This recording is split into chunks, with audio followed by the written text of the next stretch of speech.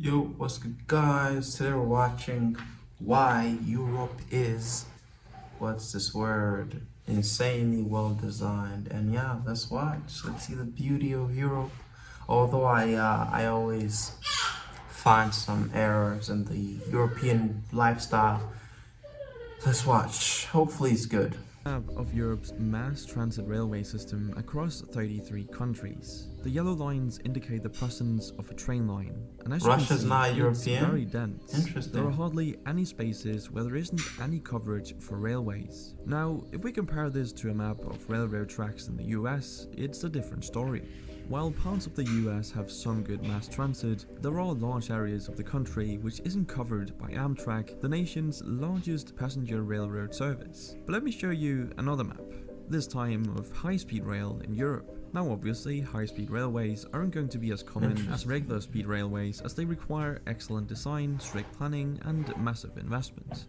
And yet, as we can see, high-speed rail is present in Europe, which is a stark contrast to the US, as you can see from this map. While the US does have some higher speed rail, like the Aquila line in the Northeastern Corridor, it's hardly an effective map of transport solutions. And the Aquila line isn't really that fast either. It can reach about 150 miles per hour, but I'm gonna be completely honest. I've never took a train in my life, nor do I plan on taking a train. I thought we're gonna talk about the country itself, not trains. Um Please let this video not be about trains, because no one cares about trains, at least not me. If you care about trains and I made you feel bad, I'll give you a cookie before this video ends. Just remind me in the comments. which is less than 70. This is not the case for Europe's insanely well-designed railroad system. And you have to remember that Europe's system accomplishes this while spanning 33 different nations in a very diverse continent. And I know what you're probably thinking. This is just because Europe is smaller than the United States, which simply isn't true. While the European Union is smaller than the US, continental Europe has an area that is about 1.04 times as much as the US. So Wow, we can dismiss this argument that the 1.04. United States can't be that well designed because it's too big. Europe simply is better designed. But if you're American, you might not understand why railroad tracks or public transport as a whole is so important. I mean, driving a car works fine, right? Well, no, and Europe showcases why a primary focus on private transportation is so detrimental to a well-functioning transit system. Look at these maps. They show the US road network versus the EU's. And as you can see, the EU's road network is not nearly as impressive as the US's. And yet, when you look at some of the most congested cities in the world, European countries don't feature particularly prominently in the global rankings. This is pretty shocking information because you'd assume that the country with a more expansive road network has a lot less congestion, especially considering the United States has devoted lots of time and money to their highways. So how come Europe is less congested when they have fewer roads? Well, it all comes down to disincentivizing the use of cars and, most importantly, making an attractive alternative. Europe does this by having both private and public transportation infrastructure, which technically the US has as well, it's just a lot worse. But on top of this, Europe makes it pretty expensive to buy, own, and use a car. See, that's the problem though. Like, right now, if I wanted, I could go to Facebook Market and pull a car, and I would buy that car overnight, and I'll have it back there in my backyard. It's that easy to get a car. So, what I'm hearing personally is a little brave. It's a broke issue. You guys just don't have money to buy cars. Come on, cause if I could get a car, put it in my backyard overnight, I'm not gonna go ride a train if I have a car, if I could get a car that quick. So so I guess it's a problem with not enough cars for everybody, because I'm sure everybody, they're used to the train lifestyle, so they're like, I've ridden a train my whole life, so this is how it goes. And I don't blame you. Like, I'm used to either walking, taking the bus. We have a lot of buses here, like free as well for at this point, because COVID and all that stuff. So they made transportation free, in my state at least. So buses can take you a lot of places, and you're gonna like think about it 2-3 times before going to a train. That's all I'm gonna say.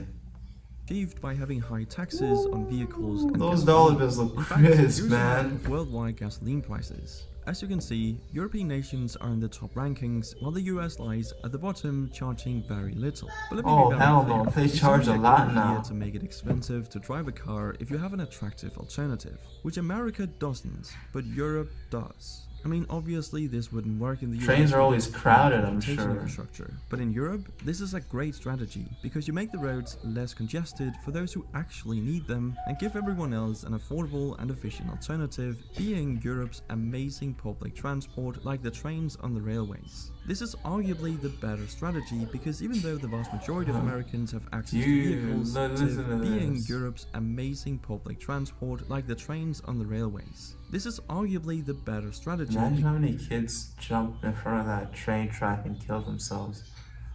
That's crazy, because you know, what is it called in Japan or something? Yeah, those kids are always jumping to their ends. It's crazy, isn't it? Man, it's a good time to be American, isn't it? What causes suicide anyways? Well, let's not go that far, but yeah, I've heard a lot of people love jumping in front of trains. India has a bunch of trains too. Let's not forget about that one.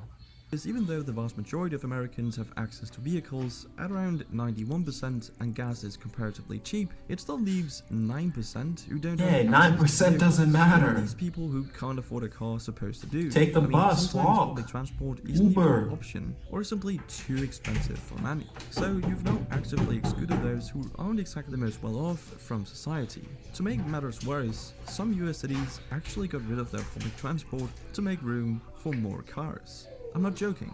American streetcars like trams were actually removed to make way for bigger roads. Absolutely insane.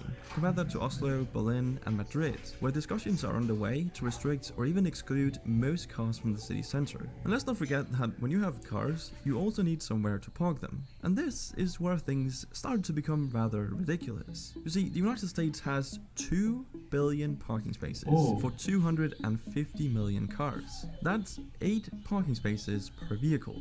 In Europe, it's pretty much a 1-to-1 with around 250 million public parking spaces for 300 million cars. Yikes. But to emphasize the No ridiculousness of space. this even further, the area that the US dedicates for car parking is actually larger than the area dedicated for housing people. That is It's so honestly funny. unbelievable that people are being squeezed out of American cities due to regulators wanting to make more room for parking spaces. Yeah, why This simply not? wouldn't fly in the EU, as it has a whole policy dedicated to improving urban planning. See, the EU spent 150 billion euros between 2014 and 2020 to improve city design by making it smarter, greener, and more connected. Simply meaning they allocated funds to make their cities more efficient, more connected, and better for the environment. And better for the environment they really are, as the average resident in a typical Western US city, such as Los Angeles or Phoenix, contributes approximately 6 times more carbon to the atmosphere per capita than an average European city resident. Oops. This is purely the result of not having Sorry. effective transport solutions,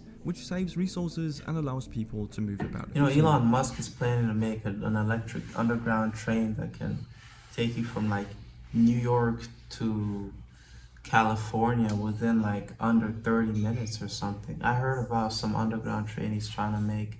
Trains are cool, don't get me wrong, but just not the stuff I was used to. Because I see Europe is always crowded, people walking everywhere. Like my state, you cannot see a crowd of people walking together. There's no one outside, barely. I kind of would like to be with people like this a little bit, but not for too long. Just not used to this. And exactly that. Moving about efficiently is something most of Europe's citizens are able to do as a result of the European Union. See, most of Europe's nations are in the European Union, which gives the EU citizens a number of perks, which includes a free travel area. This has been one of the most important achievements of the EU, as it makes it possible for an EU citizen to travel freely to other EU member states and stay for up to 3 months. All they need is a passport or even just an ID card. No visas, no trips to embassies, no form filing, just head straight over. This makes it incredibly That's easy kind to of cool. travel, study, and work in other countries and communities. And having this level of centralization is very important to good design, as it gives the smartest people the opportunity to work where they are most useful. And since good design obviously requires a lot of complicated problem solving and planning, this is very smart. These Another remind smart me of the thing is the buses we incredible have here. biking infrastructure we see in Europe, perfectly illustrated by this map of bike path density in Europe. All the purple lines are bike paths, and there's clearly a lot of At them, least they're especially towards the exercising, left right? side of the map, but that's just because this is the home of the Dutch, the Netherlands. Now, the funny thing is, I won't be able to compare this to a map of bike path density in the United States, because such a map hasn't been made. At least I wasn't able to find any, and I can only wonder why. But anyway, Wow. what Europe and also the 'Cause European bikes are for Union has kids achieved nowadays. is pretty remarkable, as it's hard to think of another set of such diverse countries where you would be able to travel so freely in an Well, then efficient and again, inexpensive we're way. comparing like 10, 30 countries to one huge country. So, hey, cut America some slack, you feel me? Like, this isn't, you know?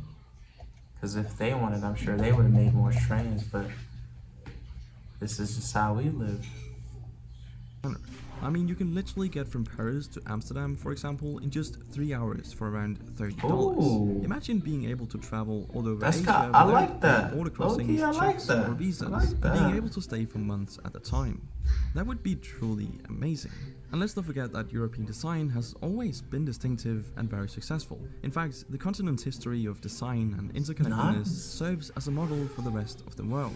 But even though Europe and the EU are pretty great and have amazing infrastructure, they obviously aren't perfect. And I'd love to hear some of the reasons it might not be, so leave a comment down below if you have some thoughts on this. I just like cars, honestly. Yeah, I don't know about you guys. I like cars a lot.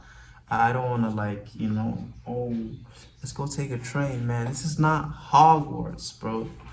That whatever that Harry Potter stuff is called, I'm not a big fan. You heard me? But hey, do what you guys do. I'm not blaming anyone. But yeah, have fun.